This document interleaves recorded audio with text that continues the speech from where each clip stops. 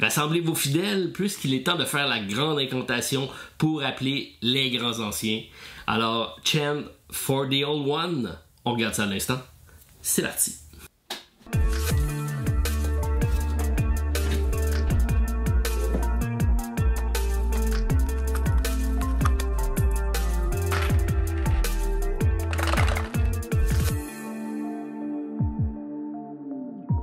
Alors bonjour tout le monde, bienvenue à la Société des Jeux. Très content de vous retrouver aujourd'hui pour la présentation de Chant for the Old Ones. C'est un prototype que j'ai reçu de la compagnie Envedares, un jeu dans l'univers de H.P. Lovecraft bien sûr. C'est, vous allez dire, un autre jeu dans l'univers de H.P. Lovecraft, puisque effectivement c'est une franchise qui a eu beaucoup de variantes au cours de l'histoire du jeu de société. J'en ai dénombré 682 lorsque j'ai regardé sur BGG. Alors effectivement, il y a beaucoup de jeux dans l'univers. Celui-ci est un peu particulier pour certaines raisons. On incarne les cultistes, et ça j'aime beaucoup ça. On n'est pas du côté du bien, on est du côté... il n'y a pas de bien et de mal dans Lovecraft. C'est le côté obscur si on veut. Donc on va devoir incarner des cultistes, aller rassembler de nouveaux adeptes à notre camp pour pouvoir aller incanter, faire le chant pour réveiller les grands anciens, et c'est le premier qui réussit, donc qui met fin à la partie, qui remporte cette partie-ci. On a un jeu dans lequel on va avoir des decks de cartes, donc on a un deck de cartes qui est le même pour tous pour débuter. C'est un deck building, et ça m'intéressait grandement, qui va nous permettre d'aller récupérer des cartes, aller récupérer des monstres et aller éventuellement faire l'incantation pour les grands anciens. Donc, on a ici le plateau circulaire qui est quand même très bien, qui incarne les trois grandes régions de la mythologie de H.P. Lovecraft, si vous connaissez. Donc, en haut, ici, j'ai bien sûr Arkham. À ma gauche, ici, c'est Innsmouth. Et à ma droite, c'est Kingsport. Donc, des régions connues, ceux qui connaissent bien la mythologie de H.P. Lovecraft. Dans le centre, ça va être l'emplacement pour faire les sacrifices, parce que oui, on va faire des sacrifices dans ce jeu-ci. On va avoir également un grand deck de grands anciens, ça le dit. Donc, de magnifiques illustrations qui reprend des personnages connus. Donc, Cthulhu ici, on a Astur, donc le roi jaune, Azathoth. Bref, on a beaucoup de personnages ici, comme je vous dis, avec de magnifiques illustrations. Au début de la partie, chaque joueur va recevoir 2 cartes de grand ancien qui va regarder et choisir un des deux pour pouvoir faire sa partie. Comment ça fonctionne? C'est ni plus ni moins notre objectif de partie. On va avoir donc dans le bas ici, qu'est-ce que ça prend pour faire l'incantation. Dans le cas de Cthulhu, ça me prend 16 d'invocation, donc la combinaison de mes cartes vont devoir avoir minimalement 16 ou plus. Je vais avoir besoin de 2 cartes de la région de Kingsport, et en plus je vais devoir avoir accumulé 25 livres de connaissances, donc des knowledge, et c'est pour l'incanter ici celui-ci. Dans le cas de Astur, lui c'est seulement 12, donc on voit qu'il y a moins d'incantations requis. Par contre, j'ai plus de prérequis ici. Ça va me prendre 3 monstres qu'on va pouvoir aller chercher. Donc on va avoir récupéré dans notre deck, c'est pas nécessairement juste dans notre main. On va avoir besoin de 12 jetons de power, donc qui représentent notre habileté à avoir de l'influence sur le monde des anciens, et d'avoir 10 sacrifices. Alors ça c'est intéressant, donc on va pouvoir sacrifier autant des cultistes à la bonne cause, ou aller sacrifier des investigateurs, parce que oui, il y aura effectivement un deck ici d'investigateurs qui pourront être à nos trousses, qui vont venir polluer notre deck, mais on pourra s'en servir, parce que si on l'envoie à certains endroits, on pourra les rendre fous. Ils se feront dévorer par les créatures, et à ce moment-là, on va ramasser des jetons de sacrifices comme ça, qui nous permettra différentes possibilités dans le jeu. C'est essentiellement donc les 3 ressources qu'on a, c'est des pouvoirs d'influence, des connaissances et des sacrifices. C'est les 3 ressources qu'on va avoir. On va commencer avec des ressources, donc ici j'ai une mise en place pour 2 joueurs. Donc le premier joueur aura un total de 8 points de pouvoir et de 3 de connaissances. Le deuxième en aura 9 et 3 de connaissances toujours. On va avoir un deck de cartes qui va être similaire aux 2 joueurs. c'est très simple. On a 6 cartes simplement, donc qui vont représenter ni plus ni moins des cartes des 3 régions. Donc ça devient aussi un placement d'ouvriers, puisqu'on a un plateau avec de magnifiques figurines comme ça qui représentent nos cultistes.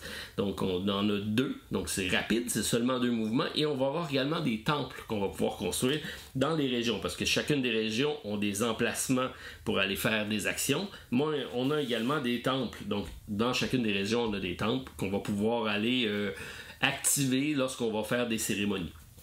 Alors on a tout simplement donc 3 cartes qui vont représenter nos 3 emplacements de disponibles. On a un cultiste qui va pouvoir aller faire les incantations au temple, donc aller interagir avec les temples. On va avoir des cultistes qui vont pouvoir aller faire du sacrifice, donc aller ici dans le centre pour aller sacrifier différents personnages, et éventuellement ça permettra également d'aller récupérer des monstres, des cartes monstres. Et on va avoir des cultistes ici qui vont aller un peu semer le doute dans les investigations, parce que c'est la théorie des complots qui s'installe, et on va être à nos trousses, donc on va essayer d'éviter d'avoir des investigateurs qui vont venir vers nous. Donc c'est des cartes, donc à chaque fois qu'on a un symbole comme ça avec le petit croix sur l'investigateur, ça nous empêche de prendre, parce qu'à chaque fois qu'on va envoyer un cultiste dans un lieu et qu'on va le ramener, il va avoir un investigateur à ses trousses, donc ça devient très stratégique le fait de contrôler, si on veut, la présence des investigateurs.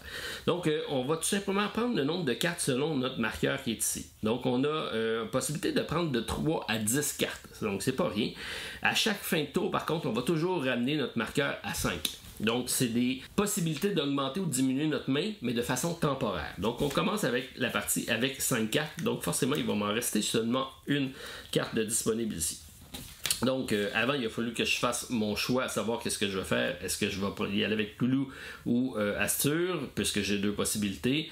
Et pourquoi pas y aller avec Cthulhu, parce que c'est le personnage qu'on connaît tous et chacun.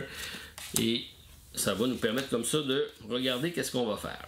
Donc, on a un objectif qui va être visible. Donc, les autres vont pouvoir voir qu'est-ce qu'on va avoir à réaliser. C'est une course, dans le fond, à l'incantation. Et ça va dépendre des cartes qu'on a en main. Moi, dans mon cas, j'ai besoin d'avoir des cartes bleues pour pouvoir incanter Cthulhu. Donc, je vais surtout aller interagir de ce côté-ci, du côté du bord. Et je dois aller récupérer du knowledge, donc des connaissances. Donc, dans chacun des emplacements, on a des placements c'est un placement d'ouvrier aussi. Donc, on peut aller chercher des emplacements ici pour aller récupérer des ressources. Donc, 2 de pouvoir, 2 de connaissances. Ici, ça me permet d'aller enlever donc un investigateur. Et ici, c'est plutôt d'aller récupérer un jeton, parce que je ne vous ai pas encore parlé de ces jetons-ci. Mais on commence la partie avec un certain nombre de jetons sur notre plateau. C'est 0, 1 ou 2 selon le degré de difficulté. Donc, c'est partie facile, on commence tout le monde avec 2. Donc, c'est 2 possibilités d'éviter d'avoir des investigateurs. Et cet emplacement-ci nous fait récupérer nos jetons. C'est quand même pas mal. Et ça va faire avancer le marqueur ici pour pouvoir récupérer plus de cartes au tour prochain, ce qui est bien. Et on va toujours avoir un emplacement qui va être pour aller récupérer des cartes, parce que c'est un deck building, donc on a 3 paquets de cartes ici, c'est toutes des cartes différentes, et c'est des cultistes qui sont plus forts que nos cartes de départ, qu'on va aller récupérer et mettre dans notre défausse, qui vont revenir dans notre jeu éventuellement. On va toujours avoir donc la même chose. Ici, c'est une action. On a Herbert West qui, lui, va faire des sacrifices. On voit que c'est un personnage... c'est des cultistes, hein? Ils sont pas toujours très fins. Ici, c'est le coût que ça me coûte. Donc, 4 ici de pouvoir pour aller récupérer la carte. Celui-ci, il y a 3 d'invocation. C'est quand même bien parce qu'on se rappelle que je dois avoir monté ma main à 16. Et on peut faire une action ici de sacrifier un jeton sacrifice pour aller prendre 4 de connaissances. Ce qui est bon parce que moi, mon personnage, il veut avoir des connaissances. Peut-être que ça pourrait être de quoi que j'aimerais aller récupérer comme carte. Donc, tout simplement, si je décide de faire l'action, je vais jeter une carte du secteur où est-ce que je vais aller. Je prends un de mes personnages, j'en ai 2. Je vais aller le positionner à l'emplacement dans le cas présent pour aller prendre la carte. Et chacun des emplacements avec des cartes, on a une possibilité ici de payer 1 de plus pour aller récupérer la 2e carte. je vais pouvoir acheter soit une, soit l'autre, ou même acheter les deux cartes si j'ai suffisamment d'argent. On se rappelle que je commence avec 8, ça m'en coûte 4, donc je peux prendre le guess de dire je vais payer mon 4, mais ici je vais en premier lieu payer 1 pour récupérer l'autre carte. On voit que c'est une carte rouge, c'est moins intéressant pour moi, ça me coûte 4. 4 et 4, 8, il m'en reste seulement 7, ça me tente pas. Donc éventuellement je vais dire je vais y aller plutôt avec celle-ci. Je vais récupérer, je vais payer mon 4. Donc, ça s'en va dans ma défausse, ça viendra m'aider éventuellement. Et celle-ci va revenir en jeu puisque je ne l'ai pas acheté. Par contre, elle avait un pouvoir intéressant, c'est qu'elle évitait d'avoir... donc, elle me récupérait un jeton contre les investigateurs. Et ça, c'est quand même assez fort. J'ai tout simplement fini mon premier tour. On passerait à mon joueur adverse qui ferait la même chose. Donc, qui pourrait décider de prendre ses cartes, d'aller sur un des emplacements. Dans son cas, lui, je lui ai donné le Astur. Donc, lui, il a besoin d'aller ici chercher des monstres. Chercher des monstres, ça va prendre quand même... On voit ici que pour prendre celui-ci qui est Mingo, ça prend 6 d'invocation, ça me prend 5 de knowledge. On voit qu'il y a seulement 3 de connaissance, donc on va m'en prendre un peu plus. Par contre, ça fait récupérer un symbole qui est ce qu'on appelle donc le dévoré, et c'est un emplacement du plateau qui n'est accessible que si vous avez des cartes monstres. Donc c'est assez intéressant, et en plus c'est là que ça me permet d'aller dévorer des investigateurs, donc me servir de ceux qui polluent mon deck, et pour me le rendre de côté positif parce que ça va me donner des jetons. En plus, il me donne 2 de knowledge à chaque fois que je le joue, ce qui est intéressant. Il est en plus invisible parce qu'il vole probablement. Donc, on a un emplacement du plateau, on va aller sur cet emplacement-ci lorsqu'on va jouer pour éviter d'avoir des investigateurs qui vont venir. Donc c'est assez intéressant, et en plus il récupère des jetons, donc un personnage très intéressant à aller chercher, mais présentement il n'est pas en mesure d'y aller parce que il va y manquer de la connaissance un peu également. Donc si je simule son tour, on part avec 5 cartes, donc dans son cas ici j'ai ma carte de sacrifice, mais je peux pas y aller. Il y a la carte qui évite de prendre des investigateurs, c'est bien, et on a dit qu'on voulait aller chercher du knowledge, donc tout simplement ce qu'il pourrait faire c'est d'aller ici en vert, il pourrait s'en aller ici pour aller chercher directement 3 de connaissances. Donc il va chercher une ressource sans aller chercher de carte parce qu'il veut aller dans le centre tout simplement ici. La main, on la change pas. Il va toujours garder la même main pour la durée de son tour. Donc on va pas repiocher entre les 2 tours. Faisons l'action du temple pour aller la montrer. Alors lorsqu'on décide d'aller au temple, on choisit un des emplacements qui est disponible et on va tout simplement prendre un de nos temples et le mettre en place. Donc, on va aller... Là, moi, ici, j'ai récupéré une carte sacrifice. Alors, ce que je vais faire, c'est qu'on va aller dans un emplacement qu'on désire faire. Donc, admettons que je vais ici. À ce moment-là, ça me permet de positionner immédiatement un des temples à l'endroit que je désire. Je vais aller ici. Donc, on voit ici que ça me permet d'aller augmenter ma main de cartes et ça va me permettre de prendre 3 jetons de pouvoir qui me permettent d'acheter des cartes, ce qui est quand même bien. Mais lorsque j'envoie faire une incantation au temple, il faut que j'envoie également un cultiste s'occuper de la cérémonie. Donc, je vais devoir sacrifier une de mes cartes que je vais enlever du deck. Là, puisque j'ai tantôt récupéré un personnage qui est Herbert West qui fait du sacrifice, je vais tout simplement enlever ma carte sacrifice que je vais mettre de côté. Éventuellement, je pourrais aller la rechercher dans d'autres actions. Et là, ça me permet d'aller également épurer mon deck des cartes de base, ce qui est pas mauvais. Ce qui me permet d'augmenter mon jeton à 1 ici et me prendre 3 de power. Donc, il va pouvoir me racheter d'autres cartes. Mon adversaire fait de même. Donc, maintenant, on va essayer peut-être d'aller... Là, il pourrait dire je m'en allais faire le sacrifice parce qu'il y a suffisamment de connaissances. Mais j'ai besoin de 6 d'incantations et présentement, j'en ai seulement 2, 3, 4, 5. Donc, j'ai pas suffisamment d'incantations. Il me manque de force.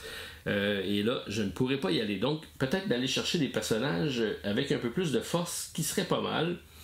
Alors, ici, j'ai le Don, donc le maire, le Rogue, qui lui permet d'aller faire du temple, donc 2 de force. Et j'ai ici celle-ci qui est assez intéressante. Donc, j'ai Lucinda Clark, qui a 3, donc qui est quand même très forte. Alors, on va aller de ce côté-ci. et on va aller chercher la carte. Donc en rouge, ça donne bien, j'en ai un. Donc je prends en rouge, je m'en viens ici, je ne ferai pas l'action supplémentaire, je vais acheter cette carte-ci tout simplement que je vais mettre là, ça m'en coûte 4 parce que c'est le coût de la carte qui est ici. Et j'aurai éventuellement donc une carte plus puissante, surtout de valeur 3 pour aller chercher ma carte qui est ici. Lorsqu'on a fini de positionner nos deux personnages, parce que c'est le cas, on va aller faire une action de regrouper, donc on va aller récupérer nos fameux jetons. À chaque fois qu'ils reviennent, par contre, ils amènent avec eux un investigateur. Donc si je reviens ici, on voit que c'est marqué sur mon plateau, on va prendre une de nos cartes et on va l'ajouter à notre défausse. Pour éviter ça, ben, je peux défausser un jeton comme ça et éviter de prendre mon investigateur. Je fais la même chose avec l'autre et ça m'en emmène un autre puisque présentement j'en ai deux. Donc je pourrais dire je vais sacrifier mon deuxième pour éviter de prendre une carte. Lorsqu'on a des cartes avec des symboles d'œil comme ça, mais plutôt que des ramener d'ici, on les place dans la section ici et ça évite d'aller prendre des investigateurs, donc d'avoir des personnages qui vont avoir des yeux comme celle-ci. Donc ici j'ai une chanteuse qui elle est un peu incognito, donc si j'utilise celle-ci ça va m'éviter d'avoir à piocher une carte investigateur, donc ça peut être intéressant. Alors j'ai complété, j'ai ramené mes cartes ici. Ce que je dois faire c'est remettre ma main au niveau, donc j'ai 5, mais ici j'ai monté à 6, donc j'ai le droit à 6 cartes. Je peux toujours défausser une de mes deux cartes, donc on a le droit de défausser une carte qu'on n'a pas vraiment besoin pour pouvoir, avant de regarder notre main, donc je m'en prends une ici et on va monter. De toute façon je vais me rendre 1, 2, 3, 4, 5, 6, donc j'ai mon maximum de cartes en main, donc toutes mes cartes parce que j'ai pas acheté suffisamment de cartes, donc ça va redevenir à 5, à chaque tour ça revient à 5, donc c'est comme je dis c'est temporaire ce gain ici, mais là j'ai toutes mes cartes en main, donc je vais pouvoir faire vraiment les actions désirées. On fait la même chose donc avec notre autre personnage, on va ramener ça, lui décide finalement d'utiliser sa carte, parce qu'on voit ici qu'il y a une carte, on peut à tout le moment l'acheter, donc je jette ma carte pour éviter de prendre une carte personnage, et il va prendre son autre jeton ici pour éviter de prendre la deuxième, donc on voit qu'on va être obligé de les ramener ces jetons là pour éviter d'avoir des personnages. Il veut faire cette action-ci, donc il va la garder, il va peut-être dire j'enlève celle-ci, il va prendre une carte, et lui il y en a seulement 5, donc on brasse tout ça, 2, 3, 4 et 5, et ça met sa main de départ. Je vous ai expliqué les actions donc des plateaux. Les autres ici, bon, c'est 4 de pouvoir et récupérer ces 2 jetons, acheter des cartes. Ici, on peut aller prendre du knowledge, donc de la connaissance. Donc, on a différentes possibilités. C'est sûr que d'aller acheter des cartes, c'est le nerf de la guerre au début. Et lorsqu'on a suffisamment de power, on peut aller dans le centre pour aller récupérer ces cartes-ci qui vont nous aider grandement pour... il y a certains monstres, certains anciens qui vont nécessiter d'avoir un certain nombre de cartes. Donc, comme c'est son cas à lui ici, donc on voit qu'il y a besoin d'avoir 3 monstres pour pouvoir faire son incantation. Donc, il va devoir aller chercher. Et en plus, ça lui débloque des actions du plateau. Le fait d'avoir des monstres, c'est assez intéressant. De l'autre côté, c'est un sacrifice de cultiste. Donc, ça nous permet d'enlever des cartes, d'épurer notre deck. Et ça va nous récupérer quand même des jetons comme ci. Donc, c'est quelque chose d'intéressant. Par contre, ça nous coûte ici une carte quand on va là. Donc, on va perdre la possibilité d'avoir une plus grosse main de cartes le tour suivant. On a, comme je dis, des actions ici lorsqu'on les utilise, comme ce personnage-ci. Quand on va l'utiliser, donc on va faire l'action et après on va l'envoyer ici dans la zone qui va nous empêcher d'aller avoir des investigateurs. Donc, lorsqu'il va revenir, il n'y aura pas d'investigateur qui va le suivre. On a toujours la possibilité de se positionner sur une action. Donc, si nos actions sont tous prises parce qu'on joue à 4 joueurs, tous les jetons sont placés, on n'a pas de place intéressante, je peux tout simplement aller ici pour aller augmenter ma main future de 1. Et lorsque je vais le ramener, je n'aurai pas d'investigateur ici, donc ça c'est bien. Et si jamais je veux faire vraiment un rest, donc une action de repos, c'est que plutôt que de faire les actions ici, ça me permet d'envoyer mes deux là qui sont ici. Ça va me permettre donc de rebrasser toutes mes cartes, de reprendre une nouvelle main de cartes, et c'est à ce moment-ci que je vais pouvoir aller chercher des cartes que j'aurai défaussées pour pouvoir les ramener. Donc on a la possibilité donc de jouer un petit peu avec notre deck comme ça. Sachez que ça va devenir compliqué par contre avec les investigateurs si on en a. Ça pollue notre deck, ça sert à rien. Il faut vraiment aller les sacrifier ici avec des monstres pour pouvoir s'en débarrasser. Donc il y a une stratégie à faire quand même avec nos anciens, mais certains des anciens vont nécessiter d'avoir beaucoup de sarcophages. Donc ça peut être intéressant quand même d'avoir des cobayes pour pouvoir sacrifier des cartes. Ça, c'est le jeu de base qui est proposé donc dans Chant for the Old One. C'est moi j'aime beaucoup l'aspect deck building, je trouve ça très intéressant donc d'avoir des cartes de base, d'aller en chercher d'autres. Ils ont tous des pouvoirs très différents. J'aime beaucoup les illustrations, c'est quand même assez thématique à chaque fois. Ça reste très simple à comprendre. Présentement le jeu est disponible seulement en anglais, mais il y a pas de, ça se joue très facilement, il n'y a pas de texte à ce niveau-là. Il y a une variante solo qui va exister. Le plateau va être réversible des deux coups. Donc, il va y avoir un autre. Présentement, la version que j'ai du prototype, j'ai pas la version à double côté. Mais la face B de l'autre côté du plateau nous permettra d'y jouer en solo. Et il y a même dans la campagne Kickstarter une extension, c'est une campagne solo celle-ci. Je trouve ça très intéressant, donc je vais essayer d'aller en savoir un peu plus, parler avec les auteurs, savoir si jamais je peux avoir au moins les règles du jeu en solo pour voir comment ça se passe. Alors un jeu de plateau avec un placement d'ouvriers qui est dicté par des cartes, ça vous dit de quoi? C'est dans la trame d'un Dune Imperium. Bon, confrontation en moins, un peu moins de tension, plateau plus restreint, peut-être un peu plus de flexibilité, une gestion de ressources, mais j'aime beaucoup ça. C'est un deck building efficace. On se pose des questions parce que comme les decks ici sont mis de façon aléatoire, même si mon ancien me dit de concentrer mon énergie sur Kingsport, mais j'ai des cartes ailleurs qui vont me dire ben c'est là qu'il faut que j'aille les chercher parce que c'est eux qui vont m'aider à faire mon objectif dans un autre secteur de la ville. C'est très bien. Des actions dans le centre qu'il faut aller débloquer. Bon, pour aller chercher il y a des emplacements qui sont limités par ça, donc c'est très bien. J'ai l'aspect ici d'avoir un marqueur qui va augmenter ma main, mais c'est jamais de façon permanente, donc je dois le faire au bon moment pour avoir le bon nombre de cartes, surtout lorsqu'on arrive à la fin, qu'on doit avoir 16 d'invocations dans une main de carte. Ben, on doit avoir la possibilité de modifier notre main de carte pour pouvoir essayer d'avoir le maximum de cartes pour y arriver. Et vers la fin de la partie, c'est toujours très tendu à savoir, je sais que mon adversaire est capable de le faire, moi aussi, mais c'est d'avoir le bon timing pour faire le chant d'invocation, et ça fonctionne très bien. Donc vraiment, j'ai hâte de tester le solo parce que à multijoueur, c'est très efficace. Bon, c'est sûr que c'est un placement d'ouvrier, c'est encore plus tendu lorsqu'on joue à 4 qu'à 2. Peut-être que le fait d'avoir un verso plateau double côté va peut-être aussi changer ces choses-là. Bref, ce que j'ai, c'est le prototype. C'est de haute qualité, les illustrations sont superbes et ben, moi, c'est un jeu qui m'a surpris. Je l'ai pris parce que j'aimais les illustrations. Je ne pensais pas autant aimer le jeu lorsque j'ai joué pour la première fois. Donc, ben, je vous invite à aller jeter un coup d'œil à la campagne. Puis moi, ben, j'essaie d'aller en savoir un peu plus sur la variante solo parce que c'est de quoi qui m'intéresse. Donc, c'était pour la présentation de Chant for the Old One.